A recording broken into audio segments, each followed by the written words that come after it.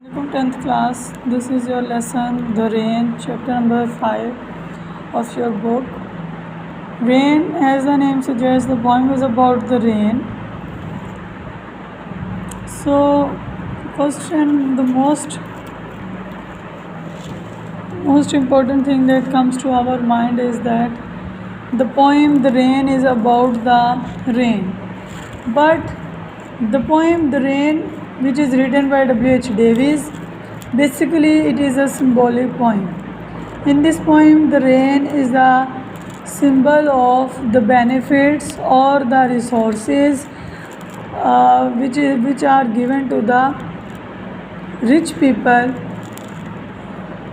So these are the resources which are given to the poor rich people, and then when they quench their thirst, they fulfill their needs, they fulfill all their desires, they completed all their tasks, then the leftover is sent to the poor ones.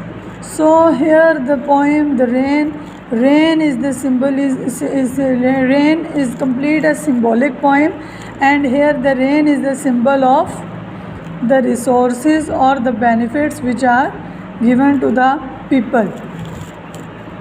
Some of the pre-reading questions are given here. Do you enjoy rain?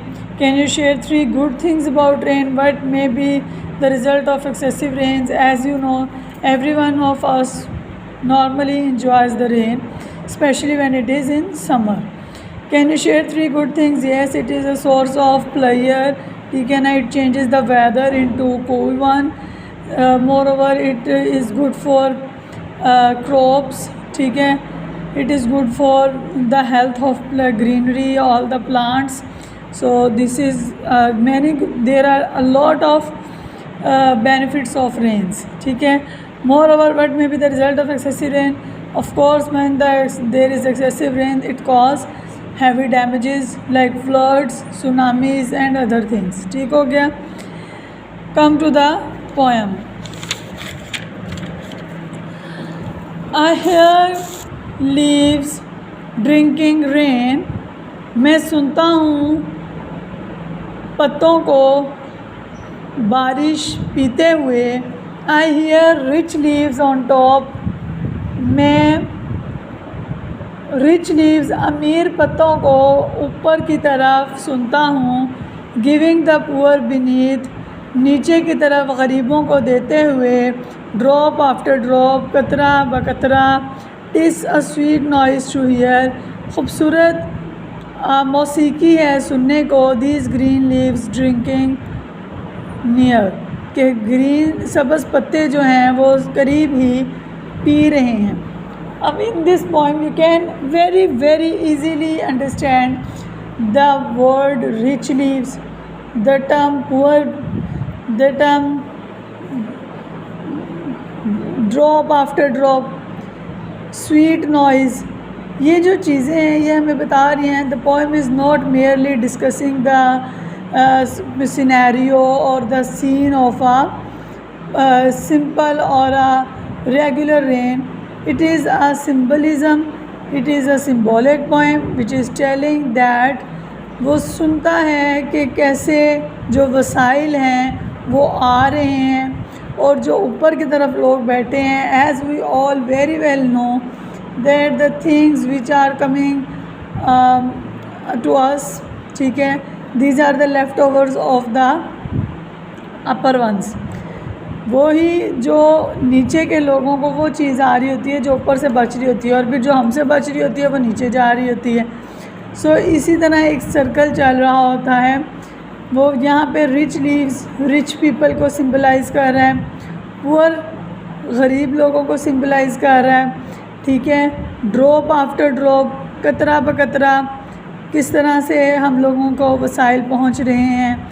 Sweet noise, ये क्या है? Sweet noise, यहाँ पे उसने इसको कहते हैं paradox का इस्तेमाल कर दिया है कि दो जो हैं कंट्रेरी वर्ड्स जो हैं वो एक दूसरे के साथ मिला दिए हैं. स्वीट भी कह दिया और नॉइज़ भी कह दिया.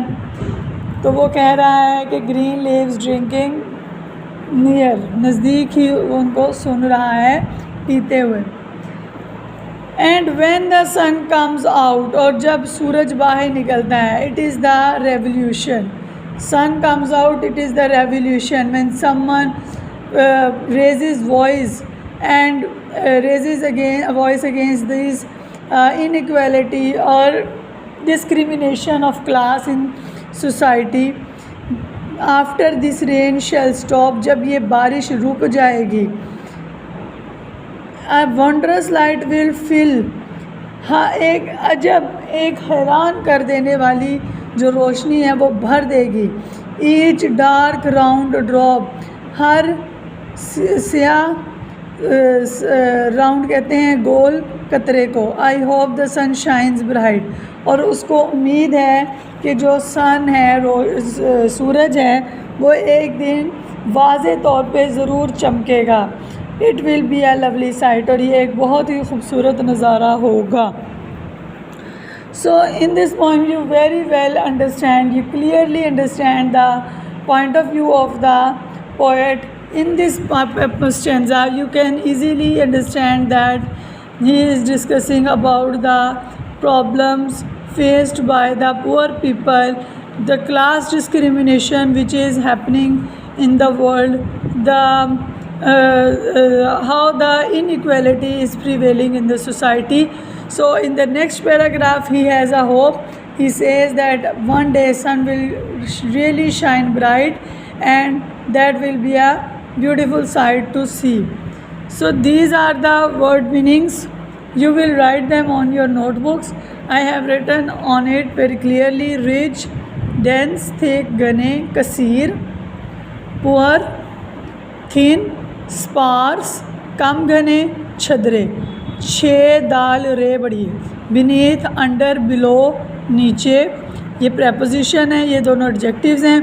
स्वीट जो है ये एडजेक्टिव है, प्लेजेंट को कहते हैं दिलकश खुशगवार को, नॉइज़ कहते हैं मौसीकी को, शोर को music melody, comes out appears,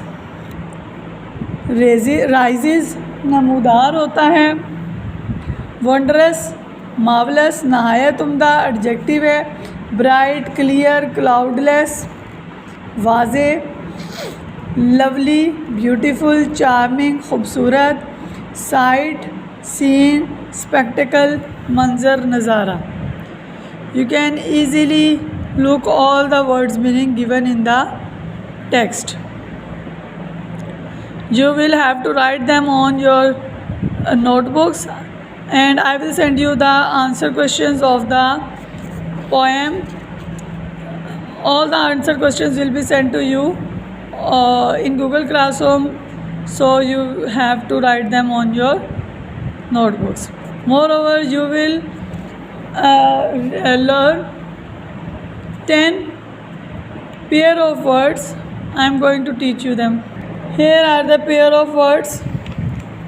The first one is cool, खुशगवार, ये एडजेक्टिव है। कोल्ड खुशगवार, कूल जो होता है खुशगवार ठंडा होता है, कोल्ड जो होता है नागवार ठंडा, जो काबिल बर्दाश्त ना हो। It is very cold outside, कि बाहर बहुत ज़्यादा ठंड है जो आप बर्दाश्त नहीं कर सकते। जो CLOTH क्लॉथ होता है वो अनसिला कपड़ा होता है। बाज़ार से जो आप कपड़ा ख़रीद रहे हैं अनसिला कपड़ा ख़रीद रहे हैं। अगर आप कहते हैं मैं सिला हुआ कपड़ा ख़रीद रही हूँ तो फिर आप नॉर्मली रेडीमेड ड्रेस का वर्ड यूज़ करते हैं, ठीक है। जब आप कहते हैं I am buying a piece of cloth तो CLOTH कहेंगे। लेकिन अगर आप क्लॉथ्स वॉशिंग क्लॉथ्स कहती हैं, she is washing clothes, she is ironing the clothes, तो फिर CLOTHES कहते हैं। सेल काल कोठरी को कहते हैं, ये नाउन है, और सेल बेचना SELL सेल बेचना होता है, ये वर्ब है। कंपेयर होता है दो चीज़ों के दरमियान मुवाजना करना कि इसमें ये गुड है ये बैड है, ठीक है। और कंट्रास्ट होता है कि एक दूसरे के आपस में तजाद होना। डिवाइस होता है कोई तदबीर होना, ठीक है, तदबीर होना। डिवाइस तदबीर करना, कोई तरकीब देना, जैसे अभी आपने ये टर्म यूज़ भी की है फर्स्ट चैप्टर में। डिनाइड किसी बात को रद्द, तरदीद करने का मतलब होता है किसी चीज़ को रद्द कर देना, ठीक है। और रिफ्यूज़ होता है किसी चीज़ को इनकार करना, ठीक है। और डायरी होती है as you very well know. और डेयरी होता है डेयरी फार्म जिसको कहते हैं, जहाँ से आप दूध, अंडे, ये सारी चीज़ें मिलती हैं। अच्छा, ड्यू क्या है? ड्यू ड्रॉप्स होते हैं, शबनम के कतरे। और ड्यू ये नाउन को कहते हैं। और ये जो ड्यू है ये वजह होती है, due to illness I can not come to school. तो ये जो ड्यू है ये वजह है, ये आपका रीज़न होती है, ये एडवर्ब है। डाई मरना, वैसे ड्यू जो है वो 2-3 चीज़ों में आप ड्यूज़ वर्ड भी यूज़ करते हैं। ये नाउन का भी काम कर रहा होता है और समटाइम्स एडजेक्टिव का भी काम कर रहा होता है, लेकिन यहाँ पे आपने इसको एडवर्ब के तौर पे यूज़ करना है। डाई जो है मरना होता है, ये वर्ब है।